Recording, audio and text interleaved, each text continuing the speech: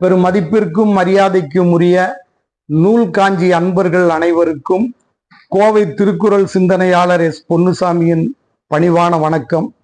இன்று உங்களிடத்தில் திருக்குறளில் மரம் பற்றி வள்ளுவ பெருந்தகை என்ன செய்திகளை சொல்லியிருக்கிறார் என்று போன பதிவில் அறத்துப்பால் முழுமையும் குறிப்பிட்டேன். இந்த பதிவில் பொருட்பாலில் ஒரு 5 குறள்களை உங்களிடத்திலே பகிர்ந்து கொள்ள விளைகிறேன். முதலிலே குற்றம் கடிதல் என்கின்ற அதிகாரத்தில் 44வது அதிகாரத்தில் அவர் சொல்லுகிறார், திணைத்துணையாங் குற்றம் வரினும் பனைத்துணையாய் கொள்வர் பழி நாணுவார் என்று குறிப்பிடுகிறார். நல்ல சான்றோர்கள் பெருமக்கள் பழியை கண்டு நாணுகின்றவர்கள் ஒரு சிறிய தவறு ஏதேனும் செய்துவிட்டால் கூட அதனை பனையளவாக கருதி பழி நாணி அந்த குற்றங்களை செய்ய அவர்கள் தவிர்த்து விடுவார்கள். இதிலே திணை பனை என்று சொல்லி இருக்கிறார். ஏற்கனவே அறத்துப்பாலில் இது போன்ற ஒரு குறளை உங்களிடத்திலே பகிர்ந்து கொண்டேன். இன்னும் ஒரு குறள் காமத்துப்பாலில் வருகிறது, அதனை அப்பொழுது பார்ப்போம். அடுத்தது 48வது அதிகாரம் வலியறிதல். 6வது குறளிலே சொல்லுகிறார், நுனி கொம்பர் ஏறினார் அக்திரம் தூக்கின் உயிர்கிருதி ஆகிவிடும் என்று சொல்கிறார். இங்கே மரத்தை வைத்து என்ன சொல்கிறார் என்றால், ஒரு மரத்திலே ஒருவர் ஏறுகிறார். அவர் அளவோடு ஏறினால் பரவாயில்லை, மேலும் மேலும் ஏறிக்கொண்டே சென்றால் அந்த நுனியானது தன்னுடைய பாரம் தாங்காமல் உடைந்து அவர் கீழே விழுந்து துன்பத்தை அடைய வேண்டிய சூழல் ஏற்பட்டுவிடும். அதுபோல ஒருவர் ஒரு செயலை தொடங்கும் பொழுது தன்னுடைய வலிமை எவ்வளவு, அதனை கொண்டு எப்படி துவங்க வேண்டும், அந்த செயலால் நமக்கு என்ன விளையும், இவ்வாறெல்லாம் நாம் தெரிந்து கொண்டுதான் செயலை தொடங்க வேண்டும். இல்லை என்றால் நமக்கு அதில் இழப்பும் துன்பமும் ஏற்பட்டு விடும் என்கிறார். நுனிக்கொம்பர் ஏறினார் அக்திரம் தூக்கின் உயிர்கிருதி ஆகிவிடும் என்று சொல்லுகிறார்.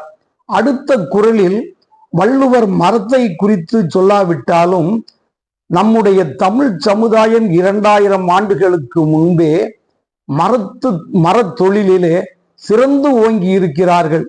கடலோடா கால்வல் நெடுந்தேர் கடல் ஓடும் நாவாயும் ஓடா நிலத்து என்று இடன் அறிதல் 6வது குறளிலே பேசுகிறார். கடல் ஓடக்கூடிய நாவாய் நிலத்திலே ஓடாது, நிலத்தில் ஓடக்கூடிய தேர்கள் கடலில் ஓடாது. அப்படி என்றால் இந்த தேர் மரத்தால் செய்யப்பட்டு இருக்கிறது.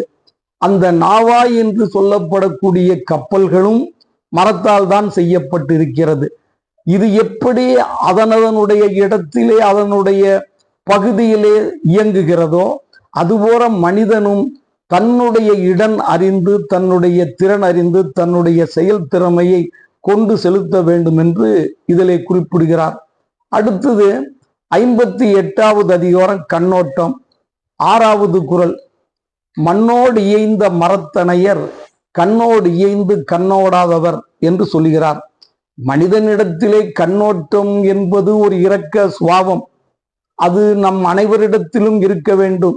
ஒவ்வொருவரும் அவரவரால் முடிந்தவரை ஏதாவது ஒரு அறச்செயலை பிறருக்கு இயன்ற அளவு செய்ய வேண்டும். ஒருவேளை உங்களுக்கு வாய்ப்பிருந்தும் நீங்கள் அதனை செய்யாமல் விட்டுவிட்டால், வள்ளுவர் இந்த இடத்திலே சொல்கிறார், மரத்திலே கணு இருக்கிறது ஆனால் அது காய்ப்பதில்லை. அதுபோல கண்ணோட்டம் உங்களிடத்திலே கண்கள் இருந்தும் நீங்கள் அது இல்லாதவராக ஆகிவிடுகிறீர்கள். உதாரணமாக தென்னை மரத்தை நீங்கள் எடுத்துக்கொண்டால் ஒவ்வொரு கணுக்கணுவாக வரும். அதிலே ஒவ்வொரு பாலை என்று சொல்லுவார்கள், வந்து கொண்டே இருக்கும். மேலே போக போக அது ஒரு வட்ட வடிவமாக அது கோடு வந்து கொண்டே இருக்கும். ஒருவேளை அந்த கோட்டில் பாலை வராவிட்டால் அந்த மரம் வீண். அப்பாலை கண்டிப்பாக வரும். அதுபோல கண்கள் நம்மிடத்தில் இருக்கிறது.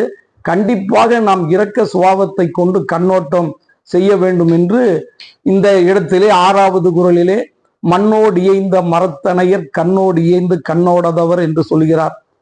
அடுத்தது ஊக்க உடைமை 5வது குறளிலே சொல்லுகிறார். மிக முக்கியமான குறள். இதிலே சொல்லுகிறார், மரமக்களாதலே வேறுங்கிறார். ஊக்கம் இல்லாதவர் மரமக்களாதலே வேறு, உரம் ஒருவருக்குள்ள வெறுக்கை அக்திலார் மரமக்களாதலே வேறு என்று சொல்கிறார். ஒவ்வொரு இடத்திலும் ஊக்கம் என்று சொல்லக்கூடிய அந்த ஒரு வலிமை நம்மிடத்தில் இருக்கிறது. அந்த வலிமையை கொண்டு நாம் ஏதாவது ஒரு விடயத்தை செயலை செய்து கொண்டே இருக்க வேண்டும். நம்மிடத்தில் இருக்கக்கூடிய அந்த ஊக்கத்தை பயன்படுத்தாமல் நாம் சோர்ந்து இருப்போம் என்று சொன்னால் எப்படி அந்த மரமானது பயனில்லாமல் சில விடயத்தில் போகிறதோ அதுபோல நாமும் ஆய்விடுவோம். உரம் ஒருவருக்குள்ள வெறுக்கை அஃது இலார் மரமக்களாதலே வேறு. சில மரங்கள் பூத்து காய்க்காமல் கூட போகும், அப்படியும் சில மரங்கள் இருக்கிறது. அது மாதிரி யாருக்கும் பயன்படாமல் போகின்ற மரத்தை போல் நாமும் ஆகிவிடுவோம் என்று வள்ளுவ பெருந்தகை நம்மை கண்டிக்கிறார். இது போன்ற நுட்பமான செய்திகள் உங்களுக்கு தொடர்ந்து வர வேண்டும் என்று சொன்னால் நீங்கள் நூல் காஞ்சி என்கின்ற யூடியூப் சேனலை பதிவு செய்வதோடு பிறருக்கும் நீங்கள் ஷேர் செய்து உதவுமாறு பணிவுடன் வேண்டுகிறேன். நன்றி, வணக்கம்.